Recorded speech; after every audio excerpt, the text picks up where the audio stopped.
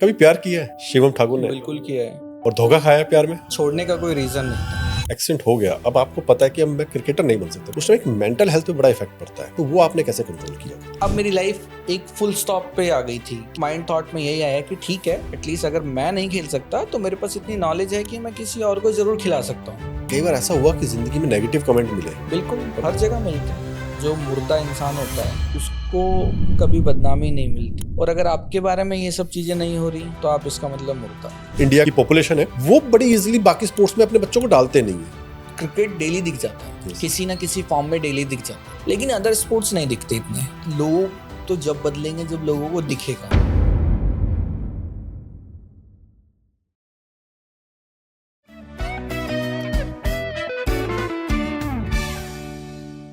नमस्कार वॉरियर्स, स्वागत है आपका हमारे नए पॉडकास्ट में।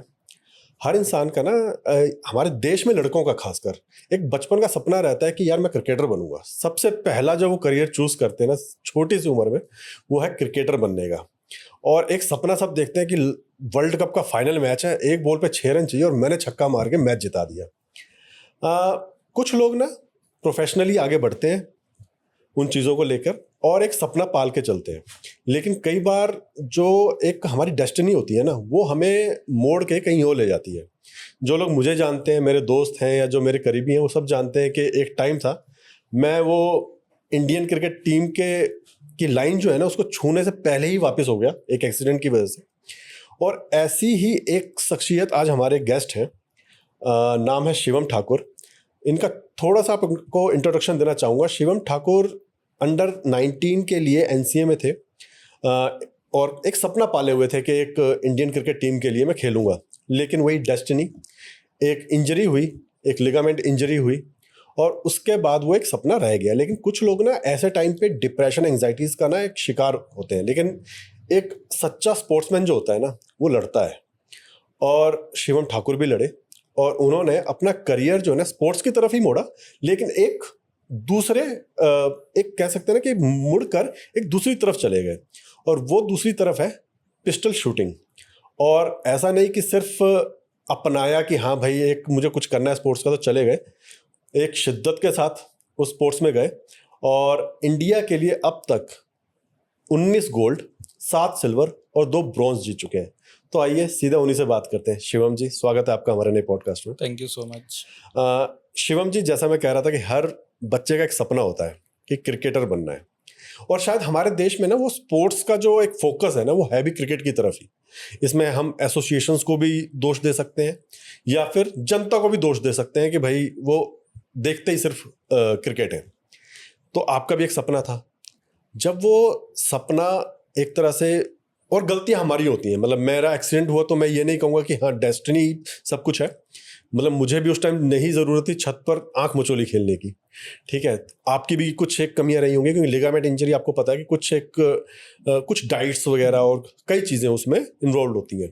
तो उस टाइम आप उस सिचुएशन से लड़े कैसे? वो बेसिकली एक बहुत डिफिकल्ट सिचुएशन थी मेरे लिए, हाँ जी। क्योंकि स्टार्टिंग डेज फ्रॉम स्कूल मैंने एक सपना देखा था कि मैं एक अच्छा क्रिकेटर बनूं, और बिल्कुल। अच्छा मैं खेलता भी था। मुझे पता था कि मैं ये चीज़ें कर सकता हूँ, बिल्कुल। तो मेरे अंदर ना वाला सब था ही नहीं कभी। लेकिन स्टार्टिंग से क्या था कि आज हमें न्यूट्रिशन, डाइटिशियन, ये सारी चीज़ें पता हैं। लेकिन पहले क्या था कि पहले के टाइम में पूरे दिन खेलना खेलना, जब तक बिल्कुल। सूरज है तब तक खेलना ही खेलना, और शाम हो जाती थी तो घर आ जाती हम थी। विटामिन डी ज़्यादा लेते थे, हाँ, बाकी विटामिन पे ध्यान नहीं था। तो उस समय ऐसा कुछ हमें आइडिया ही नहीं था बिल्कुल। कि हमें जितना, आप भी पता है कि जितना खेलना है उतना ही रेस्ट चाहिए बॉडी को, बिल्कुल। रिकवर करने के लिए रेस्ट चाहिए। लेकिन पहले ऐसा कुछ पता ही नहीं था।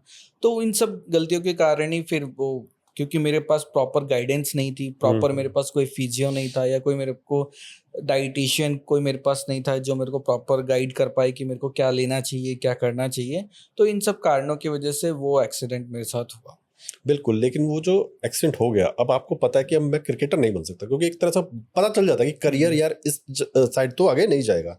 उसमें एक मेंटल हेल्थ पे बड़ा इफेक्ट पड़ता है, तो वो आपने कैसे कंट्रोल किया खुद? बेसिकली क्या था मेरे लिए कि सब कुछ स्पोर्ट्स ही है। आज भी मेरे लिए सब कुछ स्पोर्ट्स ही है। स्टार्टिंग डेज में भी सब कुछ मेरे लिए स्पोर्ट्स ही था।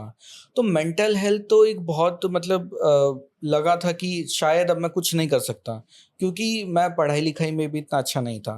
कि मेरे पास कोई दूसरी अपॉर्चुनिटी होती है, कोई मेरे पास दूसरा ऑप्शन होता है कि मैं स्टडी में अच्छा हूँ तो मैं स्टडी में आगे मूव कर सकता हूँ। बिल्कुल। तो उस समय ये था कि लाइक अब मेरी लाइफ एक फुल स्टॉप पे आ गई थी कि मेरे पास कोई ऑप्शन नहीं था। मैं पढ़ने में कुछ इंटरेस्ट नहीं रखता था, स्पोर्ट्स में मेरा इंटरेस्ट था, स्पोर्ट्स में कर नहीं सकता था।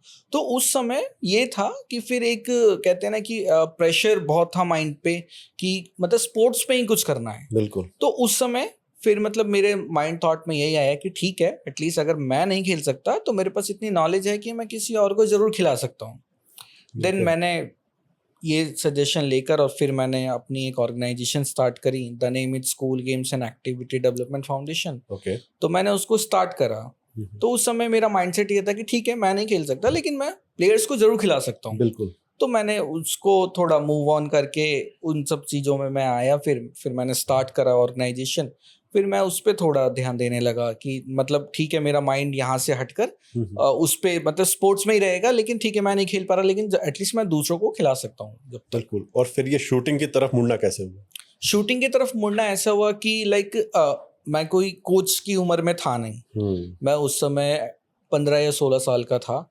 तो मैं कोई कोच की उम्र में था नहीं, क्योंकि उस समय कोई भी टीनेजर स्पोर्ट्स स्टार्ट करता है और मैं बिल्कुल। उस एज में ट्रेनिंग्स दे रहा था स्टूडेंट्स को। हम्म। तो वो भी मेरे लिए एक बहुत बड़ा चैलेंज था और मुझे अच्छा लगता था, क्योंकि मैं स्पोर्ट्समैन हूँ तो मुझे स्पोर्ट्स सिखाना या करना बहुत अच्छा लगता था। तो उस समय मतलब ये था कि लाइक मेरी फैमिली मुझे सपोर्ट नहीं करती थी स्पोर्ट्स के लिए, क्योंकि फैमिली का सपोर्ट ना करने का रीज़न ये था कि हम फाइनेंशियल इतने अच्छे नहीं थे कि वो हमें फाइनेंशियली सपोर्ट कर पाए। तो यही सारे रीज़न रहे। फिर उसके बाद जब कुछ टाइम तक मैंने ट्रेनिंग्स वगैरह प्रोवाइड करी तो मतलब फिर से एक माइंड में थॉट आया कि यार अभी मेरी कोई उम्र नहीं गई, तो मेरे पास बिल्कुल। और भी ऑप्शंस हो सकते हैं। तो फिर मैंने 12th क्लास की फिजिकल एजुकेशंस की बुक्स पढ़ी। उसमें मतलब मैं ये खोजने की कोशिश कर रहा था कि ऐसा कौन सा स्पोर्ट्स है जिसके अंदर फिजिकल एक्टिविटीज नहीं है ज़्यादा। हम्म। तो शूटिंग से पहले मैंने आर्चरी ट्राई किया था, लेकिन आर्चरी में मुझे कुछ इतना समझ आया नहीं। देन फिर मैंने शूटिंग स्टार्ट करा। शूटिंग मुझे समझ आने लगी, शूटिंग मुझे अच्छा लगने लगा। और स्पोर्ट्स एक ऐसी चीज़ है, देखिए स्पोर्ट्स हो या कोई भी इंडस्ट्री हो, आपके अंदर से आवाज़ आती है करने की तो ही आप कर सकते हैं। बिल्कुल। आपको कोई ज़ोर ज़बरदस्ती नहीं करवा सकता। और बिल्कुल। शूटिंग में भी ऐसा ही था मेरे लिए कि मेरे को लगा कि हाँ मैं कर सकता हूँ। तो नाउ फिर मैंने स्टार्ट करा। Now I am in this stage. और जो बच्चे ना शूटिंग में जाना भी चाहते हैं, शुरुआत में आपको भी प्रॉब्लम आई होगी। खैर एक स्पोर्ट्समैन रहे हो तो क्रिकेट में भी फोकस की जरूरत है और यहाँ पे भी फोकस का ही सारा खेल है। लेकिन शुरुआती जो कुछ एक प्रॉब्लम्स आई होंगी, वो क्या प्रॉब्लम्स आई और उनको आपने कैसे टैकल किया? स्टार्टिंग की प्रॉब्लम्स लाइक शूटिंग एक बहुत एक्सपेंसिव गेम है। अदर स्पोर्ट्स से शूटिंग बहुत ज़्यादा एक्सपेंसिव गेम है, क्योंकि उनके पिस्टल्स 1 लाख 1.5 लाख की आती है। फिर जितनी अकेडमीज फीस अदर स्पोर्ट्स की होती है उससे दुगनी तुगनी शूटिंग अकेडमी की फ़ीस होती है। तो स्टार्टिंग में वो मेरे लिए एक प्रॉब्लम फेस था कि लाइक मैंने एक ऐसा स्पोर्ट्स चूज़ कर लिया था जिसको मुझे ट्रेन करने के लिए भी एक अच्छी फाइनेंशियल सपोर्ट की ज़रूरत है। अच्छा मेरे पास बैकअप होना चाहिए। लेकिन उस टाइम ये था कि उस टाइम लाइक एनआरआई के रूल्स इतने नहीं थे। National rifle association of India के ऐसे रूल्स नहीं थे कि आपको हर साल मतलब कोई आपके इंटरनेशनल टूर्नामेंट हैं जो 2 साल में होते हैं, उसमें आपको नई पिस्टल्स की ज़रूरत है। मतलब कि एक वो एक्सपायर्ड पिस्टल्स आप यूज़ नहीं कर सकते। लाइक पहले क्या था कि कोई भी एक प्लेयर एक पिस्टल से काफ़ी टाइम तक खेल सकता था, लेकिन अब ऐसे रूल्स नहीं रह गए। तो स्टार्टिंग जब मैंने करी थी तो ऐसे कुछ सच एज़ रूल्स नहीं थे, लेकिन ये रूल्स अब आए हैं। लेकिन स्टार्टिंग में भी मैंने बहुत से प्रॉब्लम्स फेस करे कि स्टार्टिंग के मैंने टूर्नामेंट्स जो खेले वो मैंने दूसरों की पिस्टल से खेली। तो ऐसे इश्यूज मैंने फेस करे स्टार्टिंग में। बिल्कुल। और मेरे ख्याल से जैसा आपने कहा ना कि फाइनेंशियल एक इश्यूज थे, फिर घर वालों को सपोर्ट ना होना, तो कभी ऐसा लगा कि अकेले पड़ गए? नहीं, अकेले देखिए, अकेले पड़ गए का मतलब नहीं है, अकेले करने में ही अच्छा है।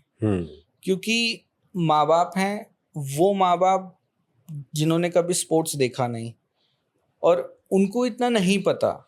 अगर मेरा बैकग्राउंड होता है स्पोर्ट्स से तो उनको इंटरेस्ट रहता है स्पोर्ट्स में, बिल्कुल। ठीक। लेकिन मेरा बैकग्राउंड स्पोर्ट्स में भी नहीं था, क्योंकि आई एम फ्रॉम बिहार। तो बिहार की ऐसी कोई मेंटेलिटी नहीं है। उनका सिर्फ ये है कि हम अपनी लाइफ को सर्वाइव कैसे कर पाएं, कितना अच्छा हम खा पाएं, कितना अच्छा कमा पाएं, डेट्स इट। वो मतलब उनसे ऊपर कभी उठ ही नहीं पाए। बिल्कुल। और मेरा ये क्वेश्चन पूछने का ना एक रीज़न भी है।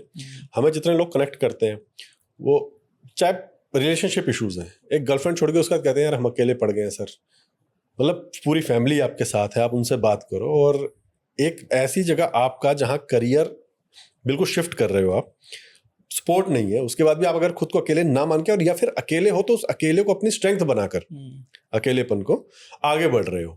तो इसी में क्वेश्चन है, जैसे लोग कनेक्ट करते हैं, कभी प्यार किया है शिवम ठाकुर ने? किया है। और धोखा खाया है प्यार में? धोखा तो नहीं कह सकते, वो धोखा भी क्वेश्चन मार्क में है। अच्छा, थोड़ा सा अगर एक्सप्लेन करना चाहेंगे तो।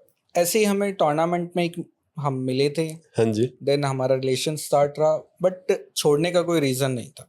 अच्छा, मतलब वो रीजन मुझे भी आज तक पता नहीं चला। और सबसे बड़ी शायद ना प्रॉब्लम शिवम जी यही होती है एक रिलेशनशिप में, कि एक इंसान को पता ही नहीं होता कि वो छोड़ के क्यों गया।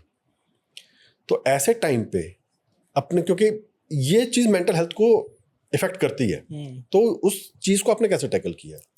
उस चीज को मैंने टैकल कि मुझे पता था कि मेरे अंदर क्या कमी है।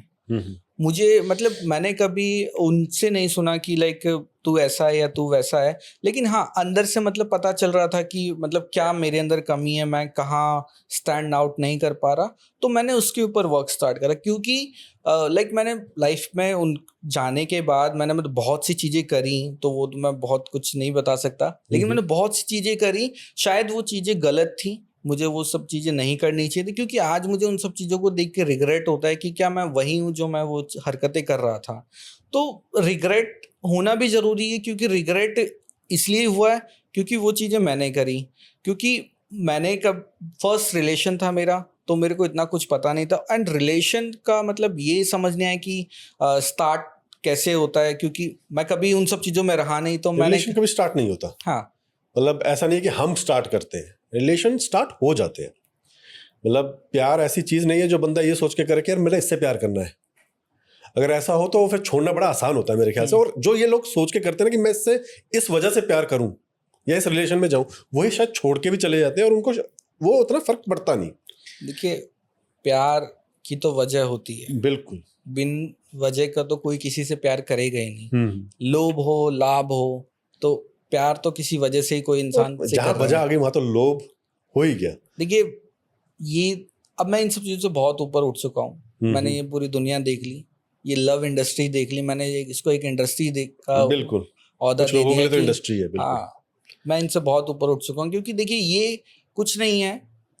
एंड ऑफ द टर्म आप आज हम रिलेशनशिप की अगर बात कर रहे हैं, तो गर्लफ्रेंड बॉयफ्रेंड में भी चीज़ें बदल जाती हैं, एक मैरिड रिलेशन भी खराब हो जाते हैं, आजकल तो मैरिटल अफेयर्स चल रहे हैं। बिल्कुल। तो कुछ पॉसिबल, हर कुछ पॉसिबल है। बिल्कुल, आजकल की दुनिया में ये जो जेनजी वाला जमाना आ गया है ना, इसमें सब कुछ पॉसिबल है। Everything possible. और क्या शिवम ठाकुर मूव ऑन हो चुके हैं? मूव ऑन मैं होना भी नहीं चाहता। क्यों नहीं होना चाहता? क्योंकि मैं कभी अपने आप से हारना नहीं चाहता। मैं पहले ही हर जगह मैं हार के ही जीता हूँ। मैंने स्पोर्ट्स को, क्रिकेट से शूटिंग में आया तो वो मैं कहीं हार के फिर मैं कहीं जीता। तो मैं कभी मूव ऑन नहीं होना। मूव ऑन होने का मतलब ये है कि मैं अपने आप से कभी रिग्रेट नहीं करना चाहता कि मैंने ये खो दिया और मैं ये नहीं कर पाया, क्योंकि मेरे अंदर ना का कोई सवाल नहीं तो है। शिवम ठाकुर अभी तक वेट में है कि हाँ चीजें बिल्कुल, ठीक हो जाएंगी। हाँ बिल्कुल वेट में। और यही शायद ना, ये लड़कों के साथ है, ये प्रॉब्लम कह लो इसे, या कह लो ये क्वालिटी कह लो, ये बात सिर्फ लड़कों के साथ ही होती है कि सामने वाला आपके साथ कुछ भी करके गया हो। मैंने एक्सट्रीम केसेस, हमारे पास इतनी कॉल्स आती हैं, एक्सट्रीम केसेस देखे हैं जहां ये तक पता है लड़के को कि सामने वाली लड़की उसके बाद किसी और के साथ फिजिकली इन्वॉल्व हो गई है, तब भी वो लड़का कहता है कि अगर आके माफी मांगेगी तो मैं माफ कर दूंगा। तो शायद ये सिर्फ लड़कों में मैंने देखी है। मतलब लड़कियां हमेशा जब भी कॉल करती हैं वो कंप्लेनिंग होती हैं, और लड़का जो कॉल करता है ना वो क्वेश्चनेबल होता है कि क्यों, मतलब ऐसा क्यों हुआ है। तो ये शायद है चीज। लेकिन ऐसे टाइम पे दोस्त, जब आप ऐसे टाइम से निकल रहे होते हैं ना, दोस्त बड़े काम आते हैं। तो दोस्त आपके भी होंगे कभी, और शायद उन्होंने हेल्प भी करी होगी। तो आपको क्या लगता है दोस्त का जीवन में होना, सबसे पहले तो जीवन में होना क्या महत्व है? देखिए दोस्त का जीवन में होना बहुत ज़्यादा इम्पोर्टेंस रखता है, क्योंकि दोस्ती एक ऐसी है जो आपको एक लाइफ लॉन्ग पार्टनर की तरह देती है। और खासकर देखिए लड़कियां के साथ, ठीक है मेरी वो गर्लफ्रेंड नहीं है, मेरी अगर वो लड़की दोस्त भी है फिर भी वो चुगली करेगी। लेकिन अगर कोई मेरा लड़का दोस्त है तो वो अगर मेरे को अंडरस्टैंड कर रहा है तो वो मेरा स्टैंड आउट लेगा। लेकिन लड़कियां कभी किसी लड़के का स्टैंड आउट नहीं लेती, कैसी भी हो। वो 20 साल अगर आपकी पुरानी दोस्ती है तो वो 20 सेकंड में आपकी दोस्ती खत्म कर सकती है। लेकिन लड़के ये होते हैं कि 20 साल अगर आपकी उनके साथ दोस्ती है, ठीक है वो कुछ मैटर हो गया तो वो बाद में सामने से भी आके उस चीज को रिग्रेट करते हैं कि हाँ मुझसे गलती हुई। लेकिन लड़कियों के अंदर ये ईगो है कि मैं नहीं झुक सकती। बिल्कुल, ये चीज है, ये तो साइकोलॉजी में भी हमें पढ़ाई जाती है कि लड़कियां जो है वो गलती नहीं मानती जल्दी। कोई लड़की गलती मान जाए तो उस लड़की को भी छोड़ो मत। ठीक है, लेकिन हाँ लड़कों के साथ तो आपने भी खैर ये देखा ही होगा कि कितनी बड़ी लड़ाई हो जाए, शाम को या अगले दिन सुबह सबसे पहले कॉल यही आती है कहाँ चलना है, कहाँ मिल रहा है। बिल्कुल। और ये शायद दोस्तों का है भी। तो ऐसे टाइम पे जब आप मेंटली थोड़े से डिस्टर्ब थे बिकॉज ऑफ रिलेशनशिप, तो दोस्तों ने कैसे हेल्प करी? मतलब दोस्तों ने लाइक वो मेरे साथ ही रहते थे एंड जब मैं रिलेशन से मतलब हटा था, मतलब जब वो चली गई थी तब मतलब हम एक जगह पे ही रहते थे। तो मैंने तो एक कमरे में 2-2 महीने गुजारे हैं। लेकिन वही कि उस समय मतलब सब कुछ ऐसा लगता था कि एवरीथिंग इज एंड, लाइक जीने का कोई जरिया नहीं दिख रहा था। लाइक ऐसे घुटन सी लगती थी कि मतलब समझ रहे हैं ना कि लव वाला टाइम वैसा था कि लगता था कि सब कुछ वही था, अब वो इंसान ही चला गया, मेरे लाइफ में कुछ रहा ही नहीं। बिल्कुल। तो ऐसा नहीं है, लाइफ में बहुत कुछ था। वो ठीक है उस समय हमें उन सब चीज़ों के बारे में नहीं पता था तो हमने वो सारी हरकतें करी। लेकिन मेरे दोस्तों ने मेरी खूब मदद करी। हरकतें नहीं कहूँगा, जो भी एक इंसान करता है ना, मुझे नहीं पता आपने क्या किया, लेकिन फिर भी वो लड़कों के एफर्ट्स होते हैं, वो हरकतें नहीं है। क्योंकि वो सच में चाहते हैं दिल से कि ये रिलेशन बना रहे, ये सक्सेसफुल हो और इस रिश्ते को ना एक फाइनल नाम मिले। तो वो लड़कों का एक एफर्ट होता है, उसे हरकतें नहीं। हाँ हमें बाद में जरूर रिग्रेट ये नहीं होना चाहिए कि हमने ये किया। रिग्रेट अगर कभी होना चाहिए तो ये होना चाहिए कि हमने गलत इंसान पे ये स्पेंड किया अपना टाइम। क्योंकि एक है जो, चाहे वो लड़का हो चाहे लड़की हो, जो एक्चुअल में प्यार में होता है ना और सामने वाला धोखा दे गया तो वो उसे ये नहीं होता है कि सामने वाला चला क्यों गया। इस इंसान ने अपना टाइम, अपने इमोशंस इन्वेस्ट किए हैं। आप मानेंगे नहीं, हमारे पास केस आया और इस पे मैं आपको भी चाहूंगा कि उस लड़के को क्या सलाह देंगे आप। एक केस आया, एक लड़का था और वो कहता कि मैं, उसकी फैमिली को हमारे बारे में पता था और मैं हर महीने मेरे गांव से आया हुआ 5-5 किलो का घी, मेरे घर के फ्रूट्स भी दे रहा हूँ, मैंने उसका घर भर दिया। वो अकेली रहती थी तो मैंने उसका घर भर दिया था। कहता उसके बाद भी मुझे छोड़ के चली गई, मुझे आज तक समझ में नहीं आता। तो एक इंसान जब अपने घर का घी दे रहा है, वो घी नहीं है, वो एक्चुअली उसका प्यार है, वो इमोशंस है। वो चाहता है कि जो चीजें मुझे फैसिलिटीज मिली हुई है वो मेरे पार्टनर को भी मिले। और उसके बाद भी तो उसने तो खैर एक बात कही थी मुझसे कि सर ऐसा नहीं है कि ये कहावत आधी है कि कुत्तों को घी हजम नहीं होता, कई बार कुत्तियों को भी नहीं होता, मतलब sorry to use that word, लेकिन ये उसकी थिंकिंग बन गई उस लड़के की। तो ऐसे लड़के, क्योंकि वो अब तक फंसे हुए उन चीजों में, इन सबको, ऐसे लड़कों को आप क्या सलाह देना चाहेंगे? देखिए बात सिर्फ यहाँ पे नहीं रुकती कि सलाह क्या देनी चाहिए। मैंने तो वो चीजें खुद फील करी, वो चीज, वो जैसे आप मेरे को केस बता रहे हैं ऐसे मिलता जुलता मेरा भी है। लेकिन ये कि ठीक है वो इंसान हमें धोखा इस वजह से दे गया क्योंकि हम उस पर भरोसा कर पाए। बिल्कुल। अगर हम उस पर भरोसा नहीं करते तो शायद वो हमें धोखा नहीं दे पाता। बिल्कुल। और एक टाइम पर आके इंसान को ये लगता है कि मैंने जितना किया इसके लिए बहुत किया, लेकिन अगर आज भी मैं कर रहा हूँ तो मेरे अंदर ये नहीं है कि मैं बहुत ज़्यादा ही कर रहा हूँ और मैं अब नहीं कर सकता, अब मैं थक गया हूँ अपने आप से। तो लाइफ है, लाइफ में चॉइस हैं, ऑप्शंस हैं। आप इस दुनिया से थोड़ा बाहर निकल के देखिए, रिलेशन रहे या ना रहे लेकिन आप अपने आप को कभी हार्म मत कीजिए, ठीक है? क्योंकि अगर आपने अपनी लाइफ को दूसरा मौका नहीं दिया तो ये रिग्रेट आप ही को होगा। देखिए आप कुछ भी कर लेंगे, आप चले जाएंगे इस दुनिया से, क्या वो लड़की आपको वापस मिल जाएगी? बिल्कुल पॉसिबल ही नहीं है। बल्कि आप क्वेश्चंस लेके जा रहे हो तो आप क्वेश्चंस लेके जा रहे हो, आप अपने माँ बाप के ऊपर एक टैग देकर जा रहे हो। बिल्कुल। तो देखिए अपने आप को हार्म मत पहुंचाओ। और ऐसा भी नहीं कि अगर वो लड़की नहीं मिली तो उस लड़की पे हार्म पहुंचाओ, ठीक है, वो उसकी चॉइस थी, ये आपकी चॉइस है। और प्यार एक ऐसा शब्द है कि अगर मिल गया तो वो प्यार है ही नहीं, अधूरा ही प्यार प्यार कहलाता है। मिल जाता है तो प्यार होता ही नहीं। पहला शब्द ही याद आया तो प्यार का तो। और इसमें एक चीज और है, ये जो जो छोड़ के जाते हैं ना, कई लोग बड़े नार्सिसिस्ट होते हैं कि मतलब आपने भी शायद ये चीज़ फेस की हो कि वो जाने के बाद ब्लेम भी आप ही पे देते हैं, और वो ट्रस्ट वाला जो एक फैक्टर होता है ना, वो ट्रस्ट तब तक कर रहे हैं आप पे जब तक आपसे फायदा मिल रहा है। उसके बाद वो उसी पॉइंट पे कहते हैं कि ट्रस्ट तोड़ दिया सामने वाले ने। आप तब तक ट्रस्ट कर रहे हैं जब तक आपको सामने वाले से मेटेरियलिस्टिक चीजें भी मिल रही हैं, आपकी ज़रूरतें पूरी हो रही हैं। लेकिन जैसे ही आपकी वो ज़रूरतें पूरी हो गई, अब शायद कमिटमेंट का टाइम आ गया, तो वो कहेंगे कि तुमने मेरा ट्रस्ट तोड़ा, और वो बहाने बनाएंगे। फिर वो दूसरों की बातों में आना भी शुरू कर देंगे। और मुझसे किसी ने पूछा भी था कि सर, किसी ने हमारे बीच में मिसअंडरस्टैंडिंग क्रिएट कर दी, और पहले वो मेरे पे इस बात पे ट्रस्ट करती थी, बाद में नहीं।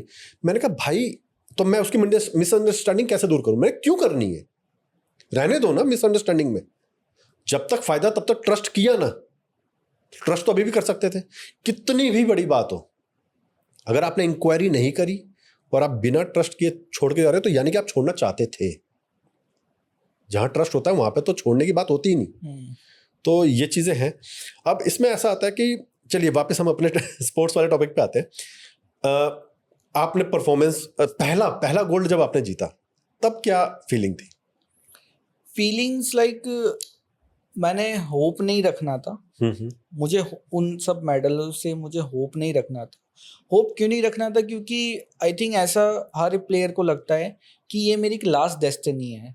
अगर मेरे को यहाँ पे मेडल मिल जाएगा तो एक, मैं इंटरनली बात बता रहा हूँ एक एथलीट की, लाइक वो ऐसा हमेशा से ही सोचता है शायद अगली बार मेरे को इस टूर्नामेंट में मेडल नहीं मिलेगा।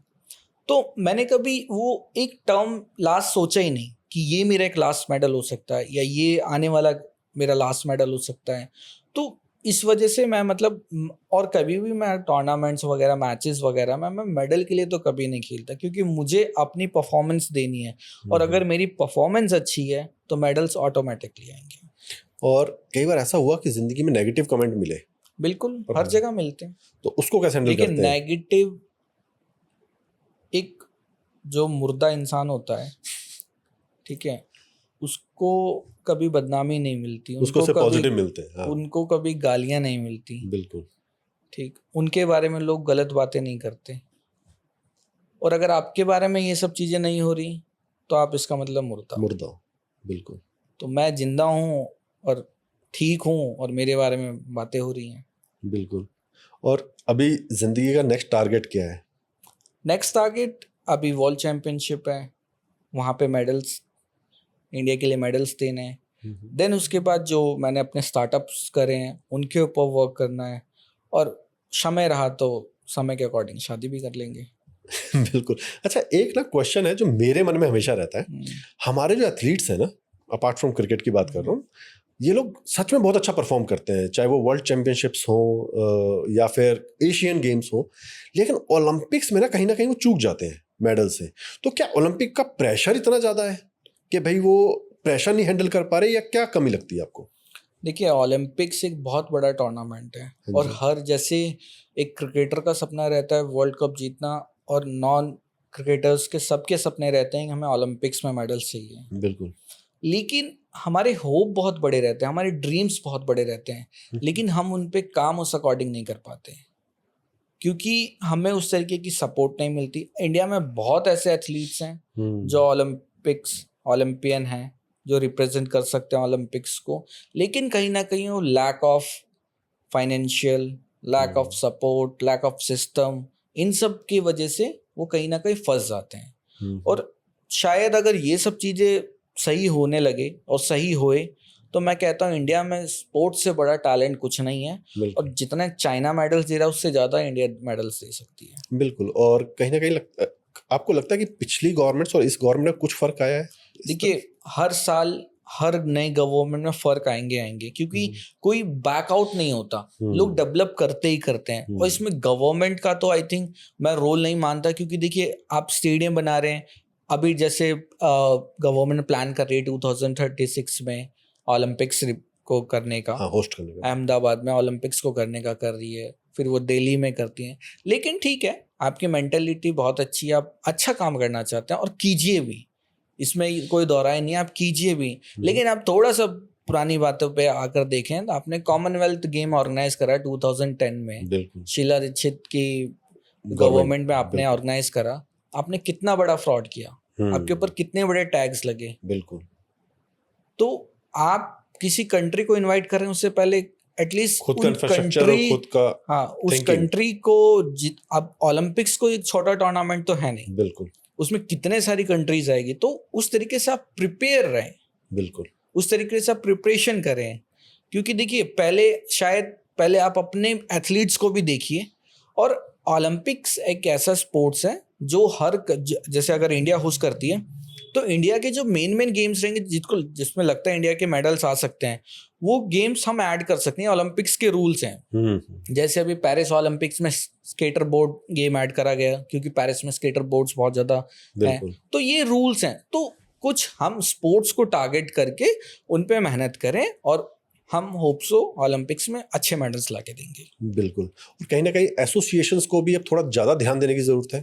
देखिए एसोसिएशंस ध्यान देती हैं, सब ध्यान देते हैं, लेकिन हम जो भारतीय नागरिक है ना, हम थोड़े क्या है कि कामचोर हैं, और जितने गवर्नमेंट ऑफिशियल्स हैं उनको ये लगता है कि हम इस चेयर पे बैठे हैं तो हमसे बड़ा पावर में कोई है ही नहीं। अभी लेटेस्ट न्यूज़ में आपको बता रहा हूँ, अभी वर्ल्ड यूनिवर्सिटी गेम्स जर्मनी में हो रही है, हमारे इंडिया से 12 बैडमिंटन के प्लेयर्स गए, 12 वहां पहुंच गए, 6 पार्टिसिपेट कर रहे हैं, 6 नॉन पार्टिसिपेशन में हो गए। क्यों?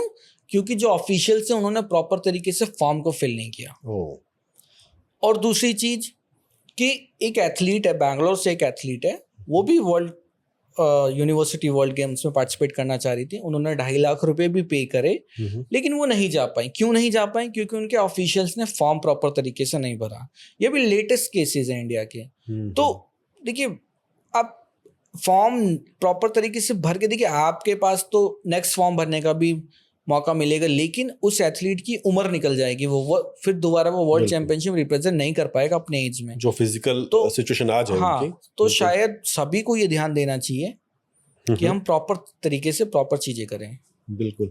और कहीं ना कहीं आपको लगता है कि पॉलिटिक्स जो है एसोसिएशन की, उसको भी अलग रखना चाहिए गेम से? देखिए, पॉलिटिक्स को तो हम अलग रख ही नहीं सकते, क्योंकि बिना पॉलिटिक्स के तो आप इंडिया में सरवाइव कर ही नहीं सकते।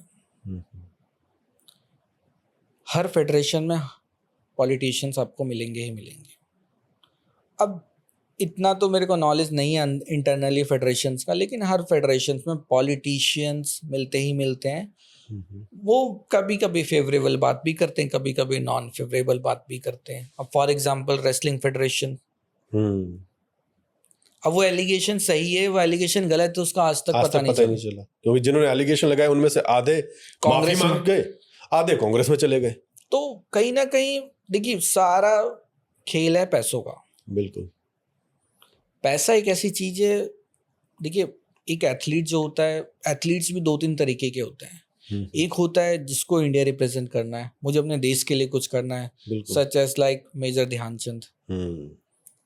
तो उनको जर्मनी ने ऑफर किया था। बिल्कुल। लेकिन उन्होंने क्या बोला कि नहीं, मुझे मेरे देश के लिए खेलना है। बिल्कुल। कुछ एक ऐसे एथलीट्स होते हैं जो जॉब्स के लिए खेलते हैं, सरकारी नौकरी मिल जाए, कि मुझे सरकारी नौकरी मिल जाए, बिल्कुल, या मेरी कहीं किसी अच्छी जगह पे जॉब लग जाए। बिल्कुल ठीक। कुछ एक ऐसे होते हैं जो स्पोर्ट्स, अब मैं अगर मिल्खा सिंह की बात करूं तो मिल्खा सिंह पंजाब गवर्नमेंट में स्पोर्ट्स डायरेक्टर थे, लेकिन वो कभी नहीं चाहते थे कि उनके बच्चे स्पोर्ट्स में आए। क्यों? क्योंकि उनको ये सिस्टम समझ नहीं आया, वो स्ट्रगल नहीं समझ में आया, वो उनको सही कह रहे हो, सिस्टम उन्होंने जिस टाइम स्ट्रगल करा था, जो उनके कोच थे, जिस टाइम उन्होंने स्ट्रगल करा था, उस टाइम का सिस्टम अलग था। लेकिन अब जितना धीरे धीरे जितना हम डेवलप कर रहे हैं, उतना ही कहीं ना कहीं हम वीक भी होते जा रहे हैं। बिल्कुल। तो शायद एक मेरे हिसाब से तो इंडिया के अंदर एक एथलीट कमीशंस बनने चाहिए, जिसमें एथलीट अपनी बात रख पाए। अभी जो साक्षी का जो रेसलिंग फेडरेशन से इन लोगों ने एलिगेशंस लगाए कि हमारे साथ ऐसी चीज़ें हुई, तो उसके बाद भी गवर्नमेंट ने ये कहा कि हम एक एथलीट कमीशंस बनाएंगे जहाँ पर गर्ल्स अपनी आगे प्रॉब्लम्स बता सकती हैं, या लड़कों को कोई प्रॉब्लम है या किसी टूर्नामेंट में कुछ हो रहा है, कुछ भी बता सकते हैं। बिल्कुल। वो आज तक नहीं बनी। तो शायद अगर आप एथलीट को एथलीट की नज़र से देखना चाहते हैं तो उनके लिए भी कुछ कीजिए। बिल्कुल। आपने नई नई मिनिस्ट्रीज बना दी, बहुत अच्छी बात है, लेकिन लेकिन मिनिस्ट्री का काम भी तो होना चाहिए। हाँ, लेकिन आप स्पोर्ट्स के लिए भी अगर कुछ कर रहे हैं तो कुछ स्पोर्ट्स के लिए कीजिए, स्पोर्ट्स पर्सन रखिए उसमें, उसमें किसी को इंटरफेयर मत कीजिए, उसमें किसी पॉलिटिशियन को ऐड ऑन मत कीजिए, तो शायद स्पोर्ट्स के ऊपर अच्छा रिजल्ट आ सकता है। और एक और चीज़ हो सकती है इसमें, जैसे आपने चाइना की एक बीच में बात करी कि चाइना से ज़्यादा हम मेडल ले सकते हैं, तो स्कूल लेवल पे है स्पोर्ट्स, लेकिन मेरे ख्याल से जो हमारा प्री स्कूल है ना, वहीं से स्पोर्ट्स शुरू हो जाना चाहिए, जैसा चाइना में होता भी है। और दूसरा, कई बार ऐसा होता है ना, कुछ टैलेंट है जो हिडन होते हैं, जो गरीब घरों से भी हैं, अगर आप उन्हें पिक करते हैं। आपको एक रिजिजू जी का एक याद होगा, कुछ जिम्नास्टिक एक भाई बहन थे और उन्होंने वहां तक हेल्प पहुंचाई बाद में, अब वो बच्चे सीख भी रहे हैं। लेकिन अगर ऐसे ही कुछ हिडन टैलेंट्स, और ये लोगों की जिम्मेदारी बनती है कि उनके आसपास अगर उन्हें लगता है कि कुछ हिडन टैलेंट्स हैं जो अच्छा खेलते हैं, चाहे वो जिम्नास्ट में हो, चाहे वो दूसरे स्पोर्ट्स में हो, उनकी वीडियो बना के अगर शेयर की जाए, कोई एक ऐसा प्लेटफॉर्म दिया जाए, और फिर उसका गवर्नमेंट कहे कि अच्छा इनका खर्चा हम लेंगे सिखाने का, मतलब एक बर्डन ही होता है ना कि भाई बर्डन हटाना है फैमिली के ऊपर से पैसों का, तो उसके बाद चीजें ठीक की जा सकती हैं ऐसी चीजों से। देखिए, गवर्नमेंट हर चीज कर रही है, बिल्कुल गवर्नमेंट के पास प्लेटफॉर्म भी है, बिल्कुल, government free of cost trainings भी प्रोवाइड कर रही है, गवर्नमेंट्स के पास अच्छे कोचेस से अच्छा सब कुछ है गवर्नमेंट के पास, गवर्नमेंट अपने अकॉर्डिंग सब अच्छी चीजें कर रही हैं। लेकिन जो गवर्नमेंट में लोग बैठे हैं, अब फॉर एग्जांपल मैं एथलीट हूँ, मैं एथलेटिक्स प्रैक्टिस करना चाहता हूँ, दिल्ली में बहुत सारे स्टेडियम्स हैं, हम कहीं पे जाके प्रैक्टिस कर सकते हैं। लेकिन जब आप एडमिशन लेने जाएंगे तब वो आपसे बहुत सी चीज़ें मांगने लग जाएंगे, जो चीज़ आपके पास होएंगी ही नहीं।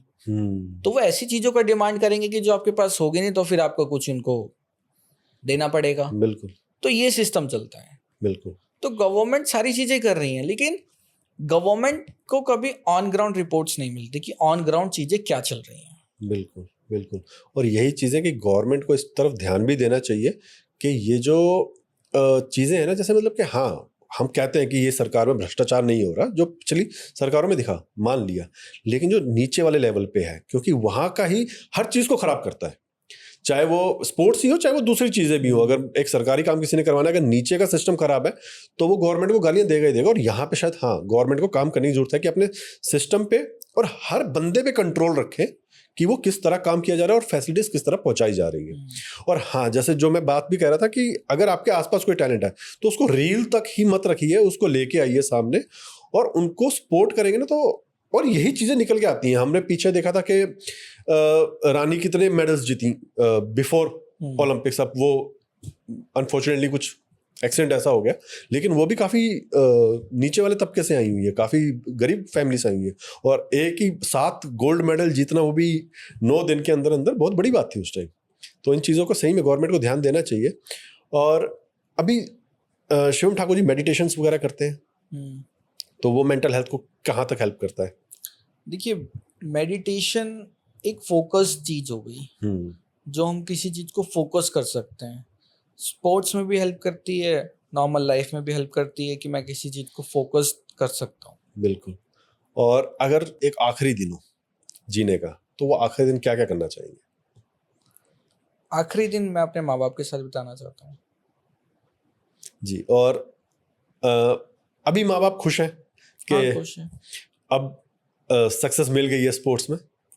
हाँ, हर माँ बाप खुशी होते हैं जब देख लेते हैं अपने बच्चों को सक्सेस में, तो खुशी होती है। बिल्कुल, क्योंकि काफ़ी हमारे देश में तो ये रहता है कि इंजीनियर बन जाए मेरा बच्चा, और उसका एक प्रेशर था, और जितने भी इंजीनियर हैं उनमें से 50% तो इंजीनियर है की लाइन में आगे गए ही नहीं। और शिवम जी, एक चीज़ और है जो मैं आपसे पूछना चाहूँगा, कई बार ना स्पोर्ट्स का, जैसे हम शूटिंग के लिए ही अगर जो बच्चे आना चाहते हैं, उनके लिए एक रास्ता दिखा सकें आप कि वो स्टार्टिंग में किसको कांटेक्ट करें, कैसे, और क्या, कई लोग तो इसलिए नहीं आते कि यार पैसा ही नहीं है, तो क्या हर बार पैसा ही चीज़ है, या फिर हाँ सक्सेस का पैसा भी आ जाता है? देखिए, अगर मैं पैसे की बात करूं और फेम की बात करूं और नेम की बात करूं, आपके पास नाम है तो आपके पास फेम है। आप पैसे के पीछे मत भागिए, पैसा आपके पीछे भागेगा अगर आपके पास नाम है तो। बिल्कुल। तो same as it is sports में क्या है कि कोई स्टार्ट करना चाहता है तो पहले तो आप ये अपने माइंडसेट में हटा ही दीजिए कि पैसा पैसा। बिल्कुल। एटलीस्ट आप स्पोर्ट्स में आइए तो दिखिए तो उसको, क्या आपको समझ आ रहा है? और ऐसा नहीं कि जब मैंने स्टार्ट करा तो मेरे पास बहुत पैसा था, तो मैं भी अगर इस पॉइंट पे पहुंचा हूँ, 0 से हीरो तक का मैंने अगर सफर करा है, तो वो भी मैंने बिना पैसे के ही किया है। बिल्कुल। और वहीं पर ही, और मैं अगर पहले ही सोच लेता कि यार मेरे इतने पैसे लगने, इतने की पिस्तल है, तो मैं कभी नहीं कर सकता। कभी नहीं कर सकता। और ऐसा नहीं कि मैंने मांग के नहीं करा, मैंने मांग के भी करा। मैंने लोगों से पिस्टल्स लेके मैचेस करे, प्रैक्टिस करी है। तो वो मैटर नहीं है, मैटर ये है कि हम करना क्या चाहते हैं। बिल्कुल। और आप ही पहली सारी चीज़ वेल प्लान्ड आप ही कर लेंगे, आप ही एक दिन में सोच जाएंगे कि मैं अगले महीने ओलंपिक्स खेल लूंगा, तो इट्स नॉट पॉसिबल। हर चीज़ को समय चाहिए। और यही चीज़ जो पहले से ही एक टारगेट लेके चले होते हैं ना, वही लोग एक्चुअली अपनी मेंटल हेल्थ भी बिगाड़ते हैं बाद में, अगर वो चीज़ें सक्सेस नहीं मिली उन चीज़ों में। और ये कहीं ना कहीं हमारे शायद जो पेरेंट्स हैं उनको भी सोचना पड़ेगा, क्योंकि वो लोग क्रिकेट में तो बड़े आराम से अकेडमीज में डाल देते हैं, लेकिन बाकी स्पोर्ट्स की तरफ ना मोड़ना ही नहीं चाहते। और ये आपने भी नोट किया होगा कि ज़्यादातर पिस्टल शूटिंग वगैरह में या तो बिल्कुल ही गरीब तबके के लोग हैं बाकी स्पोर्ट्स में, या बिल्कुल ही मतलब अपर क्लास जो अमीर लोग हैं वो शूटिंग्स वगैरह में आते हैं। जो एक मिडिल क्लास का जो सबसे बड़ा जो इंडिया का की पॉपुलेशन है, वो बड़ी इजीली बाकी स्पोर्ट्स में अपने बच्चों को डालते नहीं है। तो कहीं ना कहीं लोगों को भी अपनी सोच बदलने की जरूरत है। देखिए, लोग तो जब बदलेंगे जब लोगों को दिखेगा।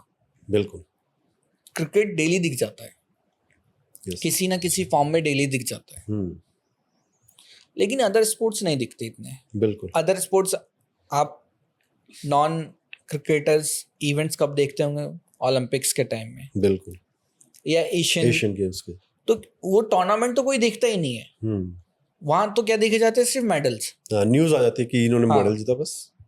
और क्रिकेट में क्या है कि अगर टेस्ट मैच भी है तो स्टार्टिंग से लेकर एंड तक लोग देखते हैं। बिल्कुल। तो क्रिकेट को एक ऐसी हाइप मिली है इंडिया में, तो इस वजह से लोग क्रिकेट पे ज्यादा ध्यान देने लगे। लेकिन हाँ, नॉन ओलंपिक्स अभी जितने भी ओलंपिक स्पोर्ट्स हैं वो धीरे धीरे प्रमोट हो रहे हैं। समय लगेगा, लेकिन ये भी एक लेवल पे धीरे धीरे आएंगे। उनकी भी लीग्स होनी चाहिए। हाँ, जो लीग, प्राइवेट लीग्स। हाँ लीग्स अधिकतर अभी बास्केटबॉल लीग्स भी चलती है, चलती है, वॉलीबॉल लीग्स भी चलती है, शूटिंग लीग्स आने वाली है, शूटिंग लीग स्टार्ट होने वाली है। ऐसे सभी स्पोर्ट्स की फुटबॉल लीग चलती है।